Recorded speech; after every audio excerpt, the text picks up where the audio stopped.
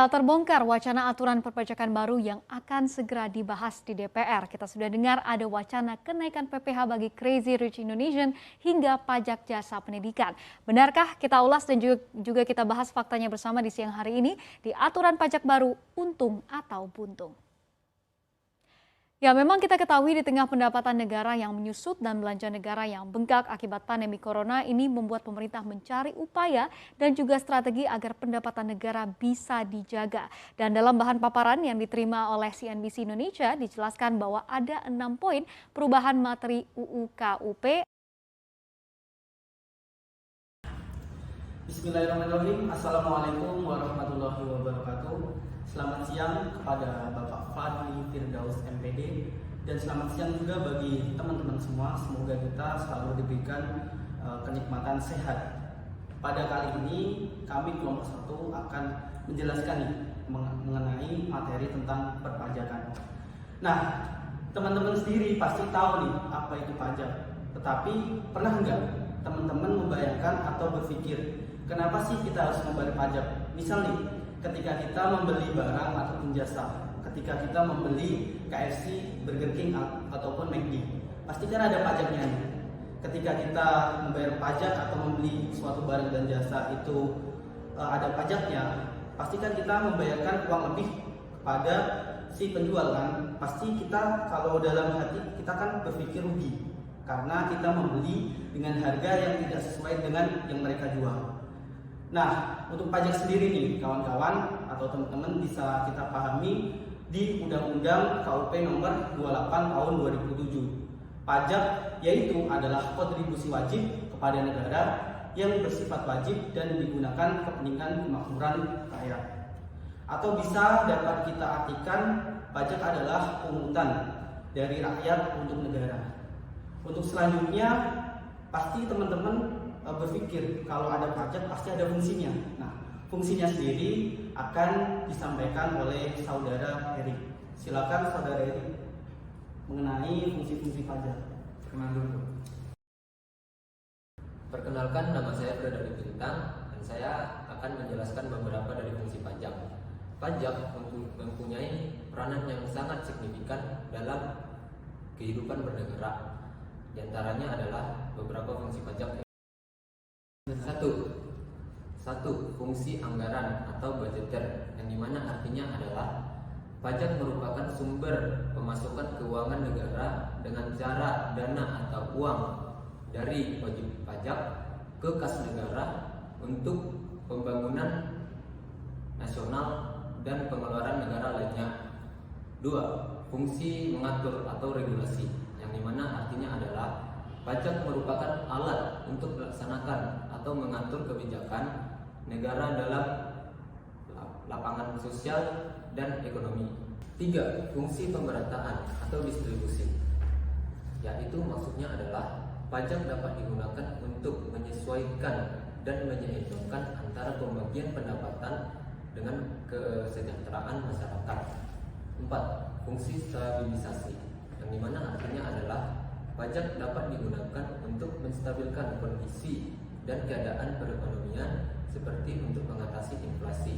Pemerintah menetapkan pajak yang tinggi sehingga jumlah uang yang beredar dapat dikurangi.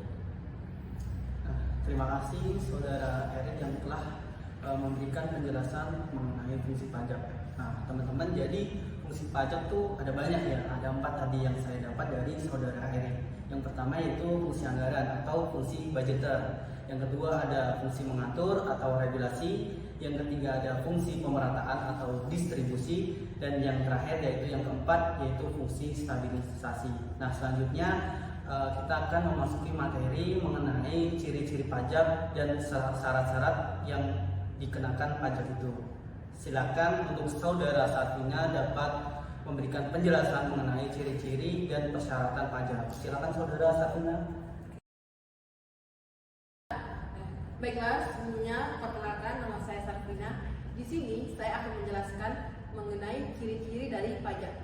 Yang pertama, iuran wajib yang dibayarkan oleh wajib pajak kepada negara. Dalam hal ini, jika seseorang dengan sengaja tidak membayar pajak, maka akan dikenakan sanksi secara administratif maupun hukum secara pidana. Yang kedua, pembayaran yang didasarkan pada norma-norma hukum. Sebagai sumber pendapatan umum negara, pajak memiliki nilai strategis dan perspektif secara hukum. Yang ketiga, sumber pembiayaan pengeluaran kolektif. Yang keempat, sarana untuk meningkatkan kesejahteraan umum, misalnya berupa perbaikan jalan raya yang ada di sekitar daerah Anda. Kemudian, dalam memungut pajak harus memenuhi beberapa syarat-syarat pemungutan pajak. Yang pertama, syarat keadilan.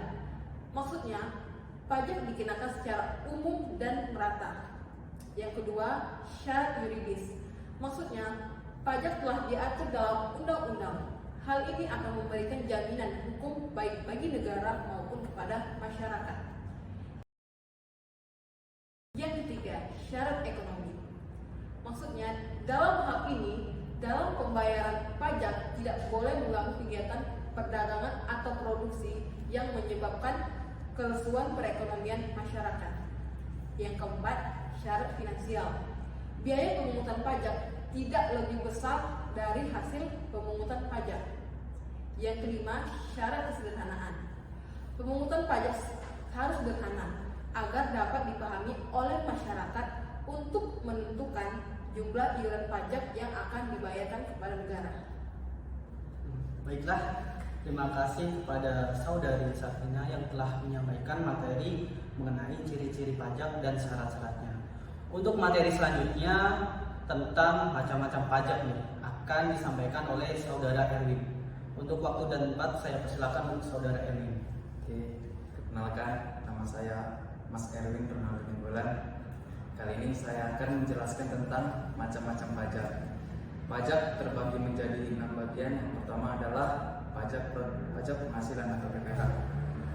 PPH adalah setiap penghasilan wajib dikenakan pajak seperti gaji kita di setiap perusahaan wajib dikenakan pajak, ataupun kita memiliki usaha perseorangan maupun individual yang diawasi oleh badan pemerintahan itu wajib dikenakan pajak.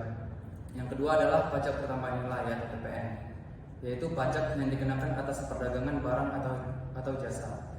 Yang ketiga, pajak penjualan barang mewah atau PPNBM, yaitu pajak yang dikenakan barang mewah seperti kendaraan mahal maupun properti yang mahal. Yang keempat adalah bea materai BM, yaitu pajak atas pemanfaatan dokumen. Yang kelima adalah pajak bumi dan bangunan PBB, pajak setiap kepemilikan pertanahan seperti rumah, ruko, sawah, ataupun lain-lain. Yang keenam, pajak ke daerah, yaitu kontribusi wajib daerah untuk keperluan daerah seperti pemungutan parkir, pajak penerangan jalan, pajak pemasangan reklame, pajak hiburan, dan lain-lain. Nah, itu ya teman-teman materi kami tentang perpajakannya. Semoga teman-teman dapat mengambil ilmunya, dan saya juga mengucapkan terima kasih banyak kepada narasumber hari ini, yaitu ada Saudara Erik, ada Saudari Sarvina, dan ada Saudara Erwin. Untuk selanjutnya saya akan sedikit menyimpulkan nih bahwa kita sebagai rakyat yang mempunyai bangsa dan negara, kita harus membayar pajak. Bahkan ada kutipan nih bahwa orang bijak yaitu orang yang taat pajak. Demikian presentasi dari kelompok kami, kelompok 1 tentang pajak. Semoga kawan-kawan dapat mengambil ilmunya sebanyak-banyaknya. Saya Lukman Herianto sebagai moderator pada presentasi kali ini. Mohon maaf sebesar-besarnya jika ada kesalahan. Sekian, wassalamualaikum warahmatullahi wabarakatuh. Yang kesimpulan Bayar pajak ya.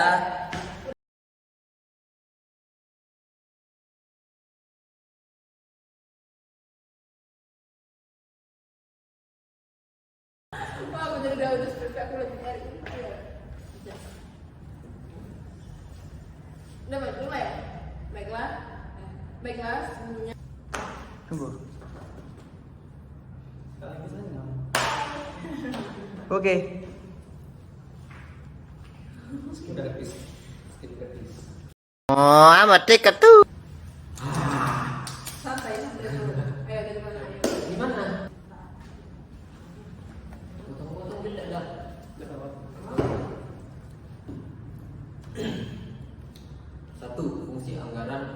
budgeter, yang dimana artinya adalah pajak merupakan sumber penghasilan.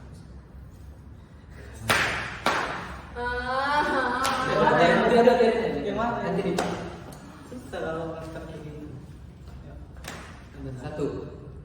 Satu, fungsi anggaran atau budgeter, yang dimana artinya adalah